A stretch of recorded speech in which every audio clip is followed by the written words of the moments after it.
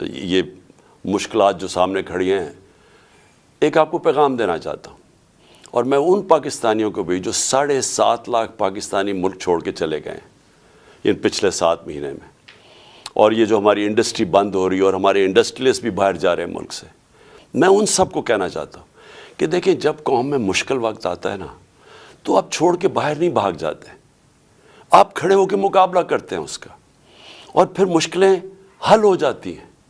ہمارے سے بہت برے حالات جرمنی اور جاپان کے تھے دوسری جنگ عظیم کے بعد، وہاں بھی تقریباً کوئی بلڈنگ ہی نہیں کھڑی تھی، فیکٹریاں تباہ ہو گئی تھیں، شہر سارے تباہ ہو گئے تھے۔ ان کی یہ سمجھیں کہ کوئی سوچ ہی نہیں سکتا تھا کہ ادھر سے کوئی کھڑا ہو سکتا ہے، لیکن وہ دونوں ملک چند سالوں کے اندر اپنے پیر پہ کھڑے ہو گئے۔ اور وہ کیوں کھڑے ہوئے؟ کیونکہ دونوں قومیں تھیں، انہوں نے بحیثیت قوم مقابلہ کیا۔ مشکل وقت کا قومیں مقابلہ کرتی ہیں، یہ نہیں ہوتا کہ جب مشکل وقت آتا ہے تو آپ ملک چھوڑ کے باہر بھاگ جائیں۔ تو میں اپنی ساری قوم کو کہنا چاہتا ہوں، ہم نے مل کے اس کا مقابلہ کرنا ہے۔ یہ جو ہمارے اوپر چور مسلط کیے گئے ہیں، ان کا ہم نے مقابلہ کرنا ہے، ہم نے باہر نہیں بھاگ جانا۔ میرے اوپر ہر دوسرے دن کوئی نیا کیس آ جاتا ہے، کبھی ڈسکوالیفائی کریں گے، کبھی اس کو نکال لیں گے، کبھی جیل میں ڈالیں گے، میری لوگوں کے اوپر کیسز ہیں، تو کیا ہم ملک چھوڑ کے تو نہیں باہر بھاگے؟ میں تو یہیں کھڑے ہو کے اس کا مقابلہ کروں گا، جان کو خطرہ ہے لیکن میں یہیں مقابلہ کروں گا۔ اور میں آپ سب کو کہنا چاہتا ہوں کہ یہ اللہ نے ہمیں ایک تحفہ دیا ہے پاکستان، اور قائد اعظم نے کہا تھا کہ کوئی طاقت پاکستان کو تباہ نہیں کر سکتی، کیونکہ قائد اعظم نے تب سوچا تھا کہ ہم بحیثیت قوم جو اپنی آزادی کو ایک سمجھتی ہے کہ اللہ کی بہت بڑی نعمت ہے کہ ہمیں انگریزوں سے آزادی ملی، تو ہم بحیثیت قوم مقابلہ کریں گے، لیکن ہم قوم نہیں بن سکے۔ لیکن خوشخبری یہ ہے کہ پہلی دفعہ میں دیکھ رہا ہوں کہ میرا ملک ایک قوم بننے جا رہا ہے، اور اس لیے میں کہتا ہوں کہ ہم ہر مشکل کا مقابلہ کر سکتے ہیں۔ اپنے اداروں کو ٹھیک کریں۔ سب سے بڑی بات یہ کہ پاکستان میں قانون کی حکمرانی لے کے آئیں، اس ملک میں انصاف کریں، اور میں سمجھتا ہوں کہ اگر ہم نے جو اگلے تباہی آ رہی ہے راستے میں، اس سے صرف نکلنے کا ایک کام ہے کہ قوم ساری کھڑی ہو جائے کہ ہم یہاں عدل اور انصاف چاہتے ہیں، ہم طاقتور کو قانون کے نیچے لینا چاہتے ہیں۔ جو اللہ نے قرآن میں کہا ہوا ہے کہ سب سے زیادہ ضرورت ایک ملک کے اندر اللہ کی زمین پہ انصاف قائم کرو۔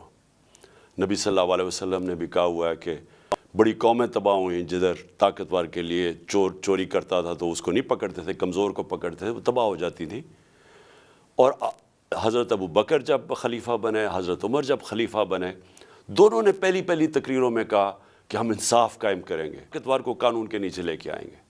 تو یہ ہم ساری قوم کو فیصلہ کر لینا چاہیے کہ اگر ہم نے اب اس میں سے نکلنا ہے، قانون کی حکمرانی ہوگی، جنگل کا قانون نہیں ہوگا جو آج پاکستان میں ہے کہ طاقتور چوری کرے اور معاف ہو جائے اور بیچارے غریب لوگ جیلوں میں ہوں، اور وہ چوری کر کے باہر پیسہ لے جائیں اور ہمارے پاس کوئی طریقہ ہی نہ ان کو پکڑنے کا۔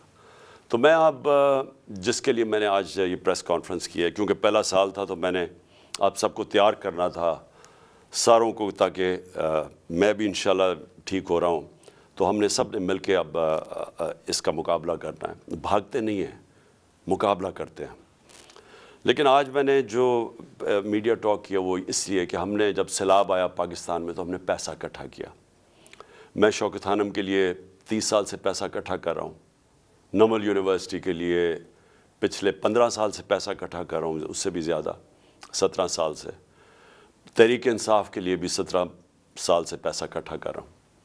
میں ہمیشہ جو بھی پیسہ اکٹھا کرتا ہوں ساری چیزیں ٹرانسپیرنٹلی، شفافیت سے کرتا ہوں، اور میں ہمیشہ لوگوں کے سامنے سارے اپنے اکاؤنٹس رکھتا ہوں۔ تو جو یہ کہہ رہے ہیں فورن فنڈنگ ہے، یہ جو الیکشن کمیشن ہے، وہ میں چیلنج کرتا ہوں آج کہ صرف ہماری پارٹی کہ سارا فنڈ جتنی ہم نے پیسے اکٹھے کیے ہیں وہ سارا ڈاکیومنٹڈ ہے۔ 40,000 ڈونرز ہم نے ڈاکیومنٹ کیے ہوئے، جبکہ کسی اور پولیٹیکل پارٹی کا یہ نہیں ہے۔ اور اسی طرح جو نمل یونیورسٹی اور شوکت خانم کے کوئی چیک کر سکتا ہے ہمارے اکاؤنٹس، ہم سارا کچھ ٹرانسپیرنٹ ہے۔ تو میں جو ہم نے سیلاب میں پیسہ اکٹھا کیا تھا اس کی آج میں چاہتا ہوں ڈاکٹر ثانیہ آپ کو پریزنٹیشن دیں سیلاب کے جو ہماری جتنا پلیجز آئے تھے ان میں سے کتنا ہم نے خرچ کیا، کتنا آگے کرنا ہے، جتنی ابھی پلیجز آنی ہیں وہ ڈاکٹر ثانیہ آپ کو بتائیں گی۔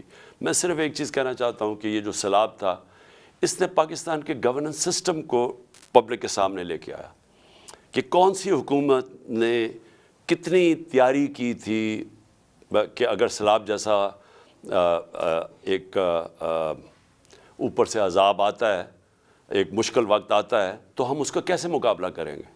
تو پختونخوا کا آپ یہ دیکھ لیں کہ انہوں نے جو نوشہرہ جو سب سے زیادہ ونربل ہوتا ہے جب سیلاب آتا ہے، تو انہوں نے جو بندے ہماری حکومت کی دوران اربوں روپے کے جو بند بنائے تھے اس نے نوشہرہ کو بچا لیا۔